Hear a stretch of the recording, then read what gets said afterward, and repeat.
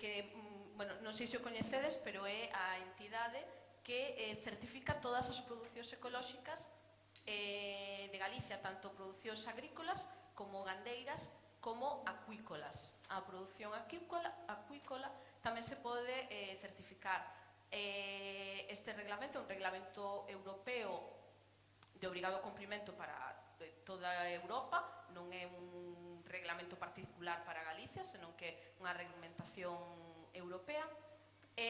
Agora mesmo, o sector ecolóxico en Galicia é xa moi importante, xa supón máis de 100 millóns de euros de facturación en ecolóxico de produtos galegos. Hai máis de 1000 operadores, aproximadamente algo máis de 200 empresas e elaboradores de produtos ecolóxicos. É un sector en crecemento, que é un sector que o ano que ven vai a cumplir aquí en Galicia 25 anos.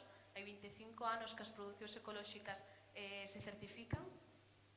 A castaña foi unha das primeiras, polo 98 ou 99, porque era un produto que, como falei antes, se demanda moito fora de España e, por tanto, neses países o consumo de ecolóxico tamén sabemos que é máis elevado e se empezou a demandar ese tipo de produto desde Suiza, concretamente.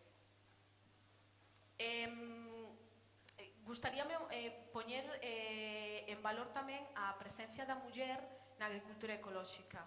Un pouco polos datos que manexamos dentro do Consello, máis do 50% da titularidade das explotacións ecolóxicas, fundamentalmente das explotacións en xeral, son de mulleres. Eu, personalmente, aprecio unha maior sensibilidade por parte da muller cara á agricultura ecolóxica, cara ao conservacionismo, cara á protección medioambiental, cara á innovación. Entón, percibo un maior emprendemento por parte das mulleres neste sector se o comparamos ca agricultura convencional. Obviamente, hai diferencias entre sectores, a súa vez, porque hai sectores aínda que tradicionalmente siguen sendo masculinos, pero sí que se percibe unha maior presencia da muller na empresa ecolóxica e na explotación ecolóxica frente á convencional. Quero, sobre todo, transmitir que o sector ecolóxico está en aumento desde a súa creación, desde hai 25 anos, sigue un crecemento aproximado dun 10% anual, que é un dos sectores que máis medra na nosa comunidade, que as posibilidades que aínda existen hoxe en día para emprender en ecolóxico son moitas, que as mulleres nos estamos atrevendo a emprender en ecolóxico. Pois me gustaría poñer en valor esa situación e, ademais, que é importante apoiar a xente nova, a xente que quere emprender, darlle a entender que a opción de producir en ecolóxico é unha das que hoxe en día ten máis futuro e, ademais, personalmente, polas miñas conviccións, considero que a agricultura ten que ser ecolóxica. Aquí, ademais, no que estamos ao ladiño do mar, a acuicultura ecolóxica hoxe en día o sector de agricultura ecolóxica máis importante en España é a galega.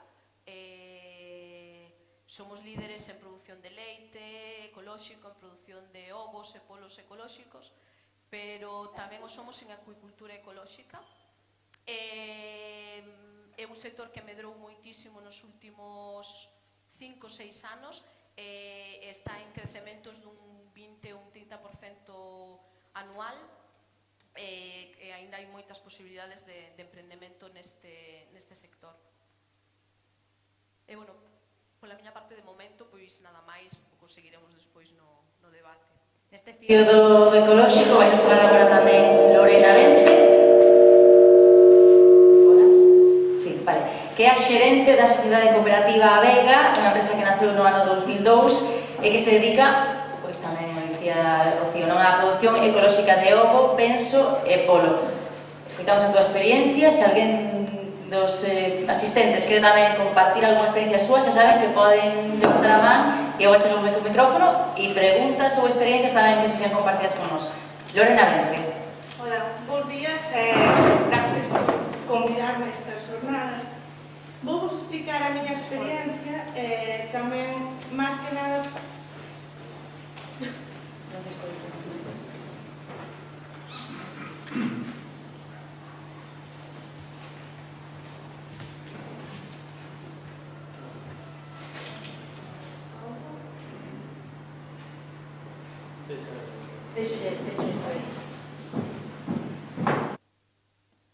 Bueno, pois, como vos dicía, vou vos contar un pouco o que é a Vega. A Vega naceu no 2002 e dedicámonos ao ecolóxico, polo ecolóxico, e tamén temos a nosa propia fábrica para facer as mezclas de cereais que lle damos aos animais.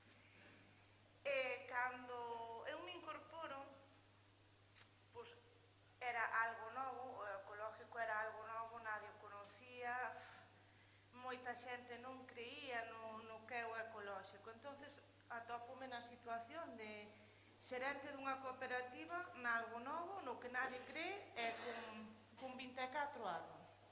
Tiña bastante... foi complicado. Eu vía que cada vez que tiña que facer algo,